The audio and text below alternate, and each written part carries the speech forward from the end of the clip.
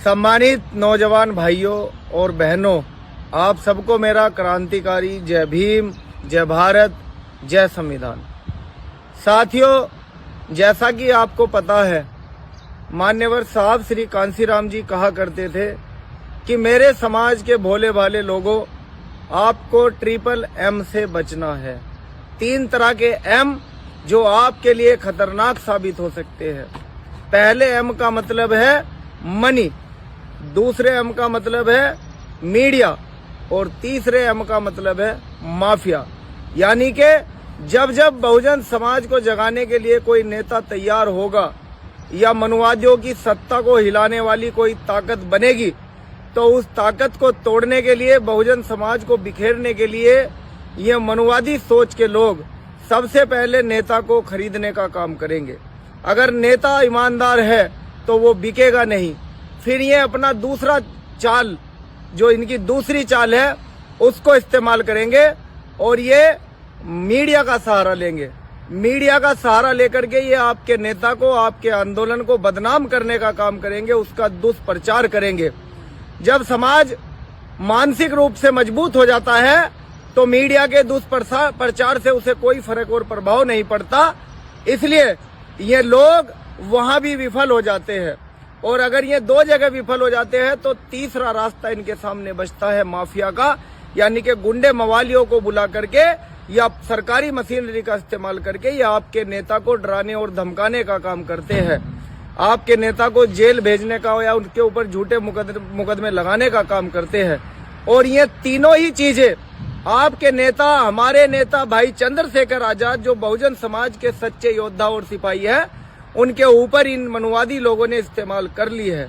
आज दौर वो आ चुका है कि भाई चंद्रशेखर आजाद जिस तरह से उत्तर प्रदेश में प्रबुद्ध सम्मेलन कर रहे हैं, इस देश में बहुजन समाज के लोगों को इकट्ठा करके, पढ़े लिखे समझदार बुद्धिजीवी लोगों को इकट्ठा करके भाई चंद्रशेखर आजाद जिस तरह से इस देश में, उत्तर प्रदेश में प्रबुद्ध सम्मेलन कर रहे हैं, उस ताकत को देखते हुए, उस बढ़ती हुई ताकत को देखते हुए लखनऊ, आगरा और आज झांसी के कार्यक्रम को देख करके मनुवादी लोगों में घबराहट है। और जितनी भी विरोधी पार्टियां हैं, वो चाहे कोई सी भी पार्टी हो, जो सत्ता का सुख भोगना चाहती है, जो पहले भी सत्ता में रह चुकी है, वे तमाम पार्टियां एक संघर्षशील नेता भाई चंद्रशेखर आजाद को रोकना चाहती है।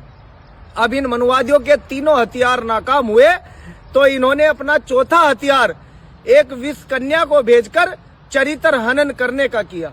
एक कन्या जो आपके नेता का चरित्र हनन करना चाहती है, उसको बदनाम करना चाहती है। आप बहुजन समाज के लोग हैं, आप उस कन्या के झांसे में ना आए, उसके बहकावे में ना आए।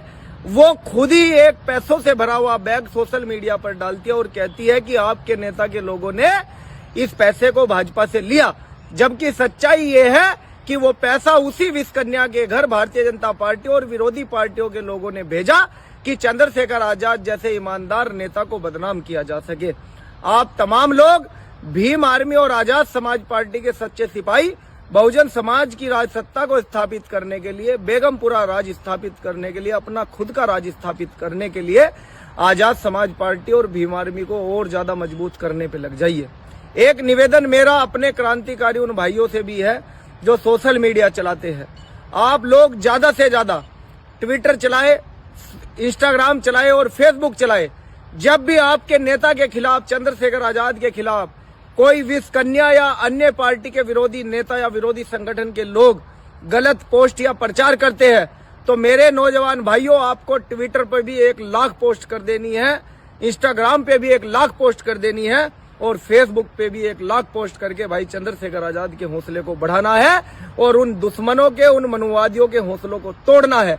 जितने भी लोग सोशल मीडिया चलाते हैं, वो ट्विटर पे ज्यादा से ज्यादा आजाद समाज पार्टी और भाई चंद्रशेखर आजाद का साथ दे, उनके प्रचार प्रसार के लिए काम करे।